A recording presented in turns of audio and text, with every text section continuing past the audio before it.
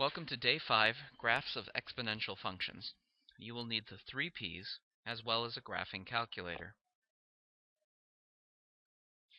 To begin today's lesson, we will start with a review of terminology from Algebra 1. With the graphs of functions, it is important to know what the domain and the range are. Remember that the domain is defined as the set of all possible x values for a given graph. If we look at our example, we see that we have a parabola that, given enough time, will have its x values spread out to infinity in both directions. So we say that the domain is all real numbers. Another way of saying this could be x equal to all real numbers. We also remember that the range is the set of all possible y values of a given graph. If we observe our example, we notice that the y values will never get below a certain point, in this case, positive 2. So we can say that the range of our function is y values greater than or equal to 2, or simply y greater than or equal to 2.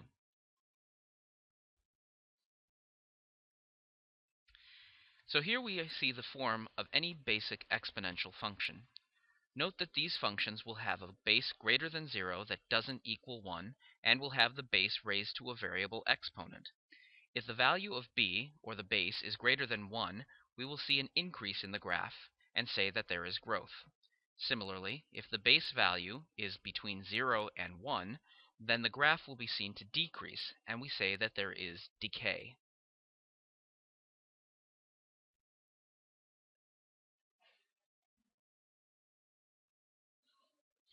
To graph an exponential function by hand, we follow 3 basic steps. First, we must make a chart that has at least 5 x values.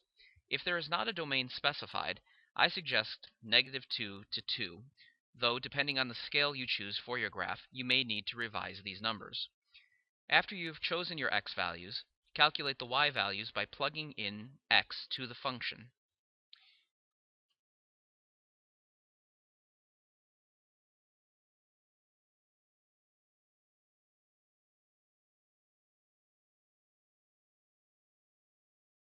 Next, once you have your set of 5 points, plot them on an xy graph and connect them with a curve, either increasing or decreasing, depending on the type of function.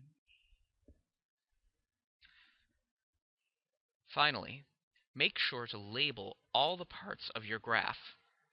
This includes writing the equation of the line or curve, labeling the axes x and y, making sure that your scale is labeled, and also making sure that the arrows are on the ends of the graph.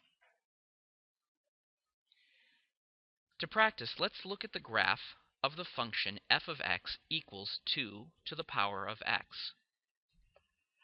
Note that you have an exponential function and proceed with your steps.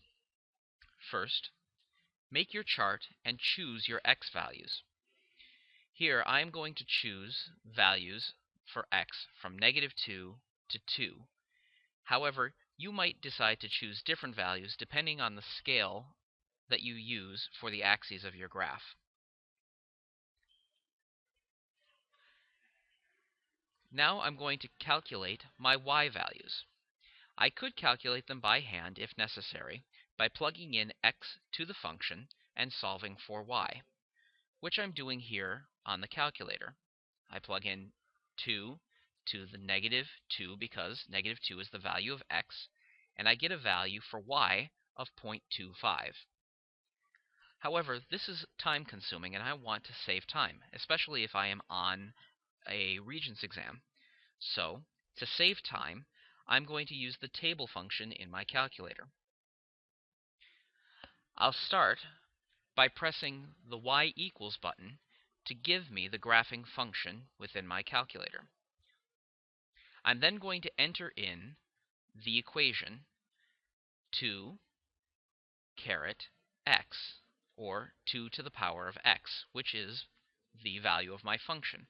However, instead of hitting the graphing button, I'm going to press second and then hit the graph button, which will give me the table. If you see now, I have a table of values listed x and y. These are my table of values for all points x and y of the input function. I scroll to -2, and I see that my answer for -2 checks out. Next, I'm going to write in all the values I wish into the table and plot the points on my graph. Note that I have x and y values, which will correspond to points on the graph. My first point, -2.25. My second point, -1.5. 0, 1, 1, 2, and 2, 4. I now connect my points with a curve as opposed to a straight line, and place arrowheads at both ends of the curve to show that the line goes on in both directions. Looking at the graph, I can easily see that any and all x values can be considered, so my domain is once again all real numbers, denoted by the fancy r. To determine my range, I look at the y values and notice that they never dip below the x-axis, and never touches it. This is because the line y equals 0 is an asymptote of this function, as defined on the screen. But what does it mean? If you look at the y values in the table of your calculator and scroll up through the values, you notice that they never quite reach 0, though they do get ever and ever closer as x decreases. The consequence of this is that an asymptote is formed at y equals 0, so we know that the range, or all the values of y, will always be greater than 0. Finally, we see that as our x values increase, our y values increase exponentially. So we can say that this graph is a growth graph, as stated here.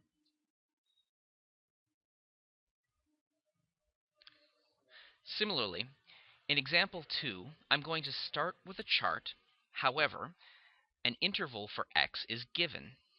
This interval will become my domain and should be the set of points, or rather should include the set of points you wish to use in the chart.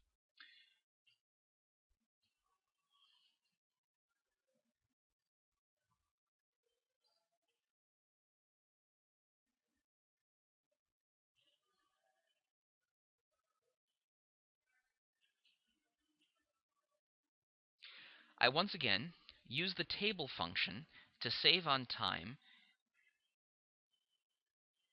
plugging in the function to the graphing program, and then using the table function by hitting second table,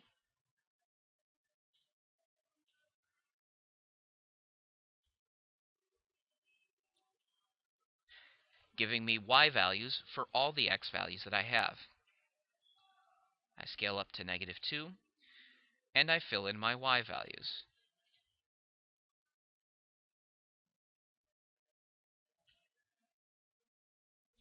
Note that I have decimal values for x values at 1 and at 2. So you can use either 1/3 and 1/9, or you can use the decimal values that are given here, 0.3 with a bar over it and 0.1 with a bar over it. You'll see a little bit later why I used fractions. Next, now that I have my points, I'm going to plot them on my graph. -2, 9, -1, 3, 0, 1, 1, 1/3, or 1.33, 2, 1/9, or 2.11. I then connect my points with a curve. Notice that as I'm moving left to right, I have a decreasing curve. This is because my base is between 0 and 1, so I can expect to see the graph decay or decrease. I make sure my graphs are labeled, the scale is marked, and the arrowheads placed where they need to be. Now, as I'm only considering the interval from -2 to 2 for x values, the domain should be the interval that is given. Because we are on an interval, the range will be from the lowest value of y within that interval to the greatest value in that interval. In this case, the y values range from 1/9 or 0.1 bar to 9. So we can write this as 1/9 less than or equal to y less than or equal to 9.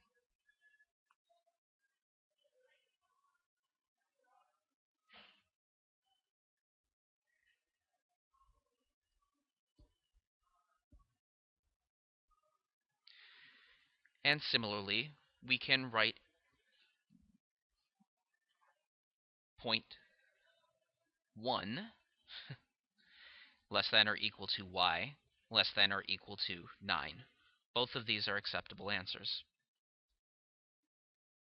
Finally, because as the x values increase, the y values decrease exponentially, we can say that this graph shows decay. Another way to identify the type of graph.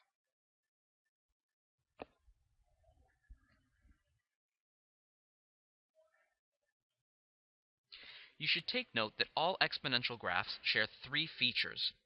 First, they will always lie in the first and second quadrant, assuming that you have no transformations. Second, every exponential graph will intersect the y-axis at 0, 1. This makes sense if you think about it, because no matter what the base is, at that point the x value of the exponent is 0, meaning that the output value will always be 1. So here, we take for example 2 to the x power. If x is equal to 0, then we are given the value 2 to the 0 power, which is always going to be equal to 1. Finally, as we saw in both examples, the x-axis, or y equal to 0, will be the asymptote of an exponential function.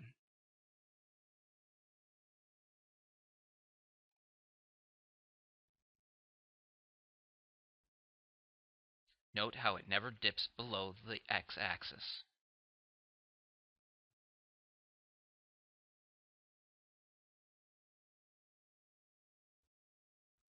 A specific type of exponential equation is the growth-decay model, shown here. You can use this formula to model a system that has a constant rate of growth, such as a bank account with annual interest, or a constant rate of decay, such as population decrease in a species of deer. When you approach these problems, the first step should always be to write this basic formula, and then plug in the key components you need to solve for the information you are looking for. There are four basic components to this formula. One is a of t.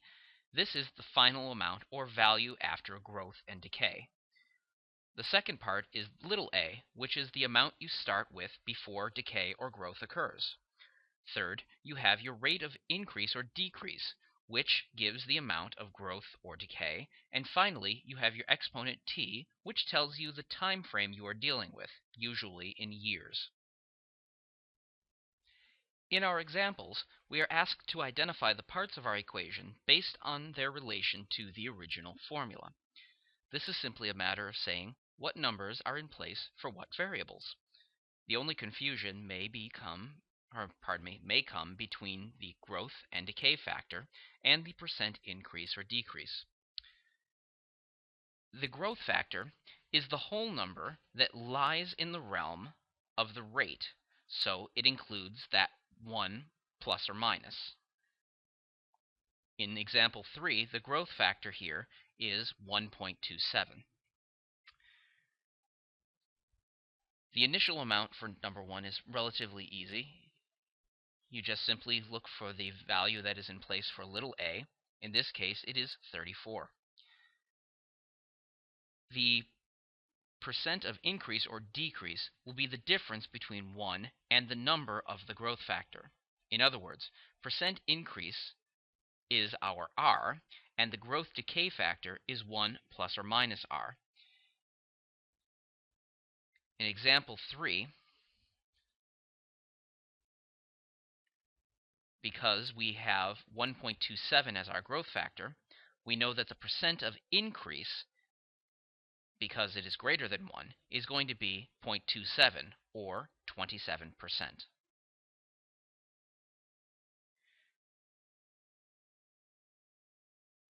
Similarly, in example 4, we are looking for the parts that are in place for the variables. Here we have a decay factor because our number in place of 1 plus or minus r is less than 1, or 0.65. The initial amount is pretty straightforward. It's the number in place for little a in the formula. Here it is 450. Finally, percent decrease is the difference between the growth or decay factor and 1. Here, we decreased from 1 to 0.65. To do that, we subtract 0.35, or the percent decrease, which is 35%.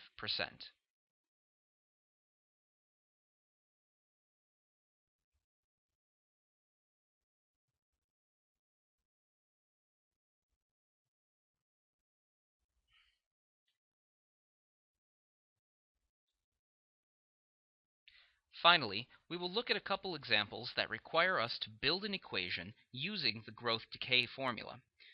Remember, we are not trying to solve, merely model the word problem that we are given. As with any example that involves these factors, I suggest starting by writing your original formula. That is, a of t is equal to a plus 1 times 1 plus or minus r to the t. Now you simply need to identify the parts based on what you are given. In example 1, your final value will be a of t, so for now we will let that stay the same. Your initial value of the car is 22,000, so we can plug that in straight away for little a.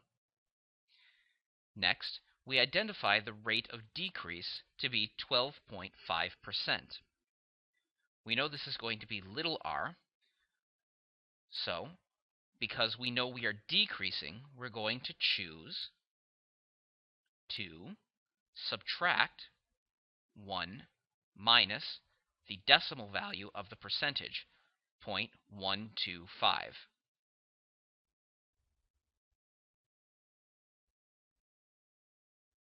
Finally, our decay occurs each year. In other words, this amount of value is lost every single year. T is usually in years, but we're not given a value of t. This is the variable in the equation, so you can either use t and leave it as a of t equal to 22,000 times this value, or you can use x in place of t, in which case a of t becomes your y value.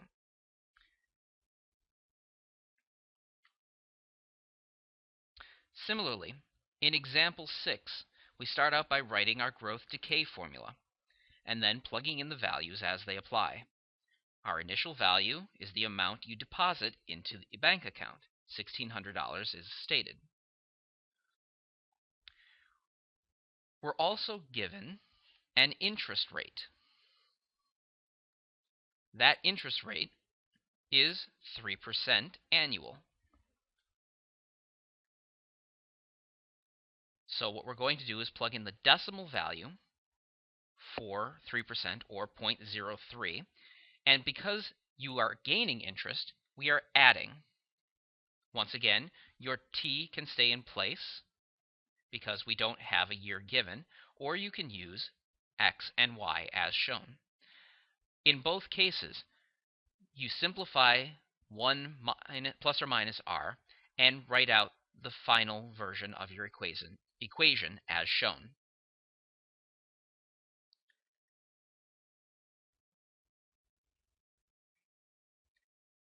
Here are the things you should be able to do. If you are having trouble with any of these skills, go back and rewatch the video focusing on the skill you are struggling with. Until next time, this is Mr. Mackman signing off.